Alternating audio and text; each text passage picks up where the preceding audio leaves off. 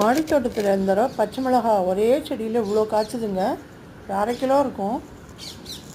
அது எப்படி ப்ரிசர்வ் பண்ணலாம் அப்படின்ட்டு யோசித்தேன். கொஞ்சம் புளி தண்ணியில் உப்பு போட்டு நல்லா கொதிக்க வச்சுட்டு இந்த மிளகாயும் கீரி போட்டு சென்டரில் ஒரு கீரி போட்டால் போதும். இந்த மோர் மிளகா போடுவோம்ல அந்த மாதிரி அதை போட்டு நல்லா வேக வச்சுட்டு அந்த தண்ணி வற்றினதும் சேர்த்து அப்படியே மொட்டை மாடியிலேயே ஒரு தட்டில் போட்டு நல்லா காய வச்சுட்டேங்க. அது ஃபஸ்ட் கிளாஸாக காஞ்சது 2 நாளைக்கு. நல்ல வெயிலில் காய வச்சு அதை அப்படியே ஒரு ஏர்டைட் டப்பாவில் ஸ்டோர் பண்ணியிருக்கேன். இப்போல்லாம் டெய்லி பச்சை மிளகாக்கி அதுலேருந்து தான் எடுத்து சமையலுக்கு யூஸ் பண்ணுறேன். ரொம்ப டேஸ்டியாக நல்லாயிருக்கு. ஸோ ரொம்ப நாள் வரணுன்னா நீங்கள் பச்சை மிளகாய் இந்த மாதிரி ப்ரிசர்வ் பண்ணி வச்சுக்கலாம்.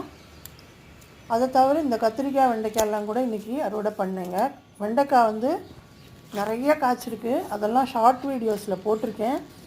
2 கிலோவுக்கு மேலே அறுவடை பண்ணி எடுத்திருக்கேன்.